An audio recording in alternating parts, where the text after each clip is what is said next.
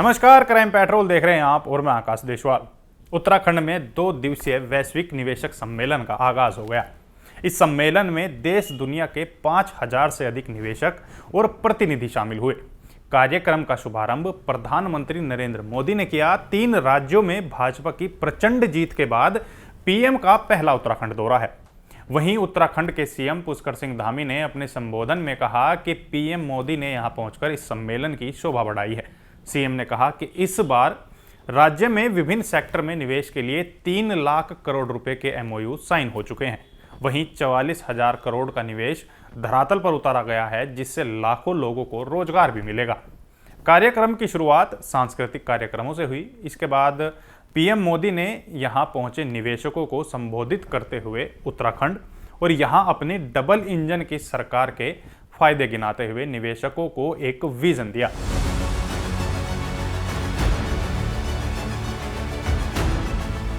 वैश्विक निवेशक शिखर सम्मेलन में पीएम मोदी ने डबल इंजन सरकार के फायदे गिनाए। उन्होंने कहा कि डबल इंजन सरकार के फायदे का एक उदाहरण टूरिज्म सेक्टर भी है। कहा कि देश के धन्ना सेठों को कहना चाहता हूं कि हमारे यहां माना जाता है कि शादी के जोड़े ईश्वर तय करता है। मैं समझ नहीं पा रहा हूं कि जोड़े अपने जीवन की यात्रा यहां आने के बजाय विदेश में क्यों जाते हैं। मेक इन इंडिया की तरह वेड इन इंडिया भी चलाया जाए। आप कुछ निवेश कर पाओ या नहीं, लेकिन अपने परिवार की एक डेस्टिनेशन वेडिंग अगले 5 साल में उत्तराखंड में करें। अगले 5 साल में 5000 डेस्टिनेशन वेडिंग भी उत्तराखंड में हुई तो यहाँ एक नया क्षेत्र खड़ा हो जाएगा। देश के धन्ना सेठ इस बारे में सोचेंगे तो बड़ा बदलाव आएगा। वैश्विक निवेशक सम्मेलन में अपने संबोधन में प्रधानमंत्री नरेंद्र मोदी ने निवेशकों को प्रोत्साहित किया। उन्होंने कहा कि केंद्र के प्रयासों के बीच राज्य सरकार भी छोटी छोटी आबादी के लिए काम कर रही है। दिल्ली देहरादून एक्सप्रेसवे से दूरी 2.5 घंटे की होने जा रही है। ऋषिकेश कर्णप्रयाग रेल लाइन से रेल कनेक्टिविटी आसान होगी। हम सीमावर्ती गांव को विकसित करने जा रहे हैं। हर निवेशक के लिए यहां बहुत संभावनाएं हैं। जब दिल्ली देहरादून एक्सप्रेसवे से दिल्ली और देहरादून की दूरी 2.5 घंटे होने वाली है, देहरादून और पंतनगर के एयरपोर्ट के विस्तार से एयर कनेक्टिविटी सशक्त होगी। यहां की सरकार हेली टैक्सी सेवाओं को राज्य के भीतर विस्तार दे रही है। ऋषिकेश, कर्णप्रयाग, ये रेल लाइन से यहां की रेल कनेक्टिविटी सशक्त होने वाली। आधुनिक कनेक्टिविटी जीवन तो आसान बना ही रही है, ये बिजनेस को भी आसान बना रही है। प्रधानमंत्री नरेंद्र मोदी ने मंच से कहा कि जिसमें दम हो मैदान में आए, फायदा उठा ले। मैं गारंटी देता हूं कि जो बातें हम बताते हैं उन्हें पूरा कराने के लिए हम खड़े भी रहते हैं।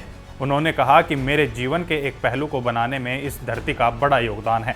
कहा कि अगर उसे कुछ लौटाने का अवसर मिलता है तो उसका आनंद भी कुछ और होता है।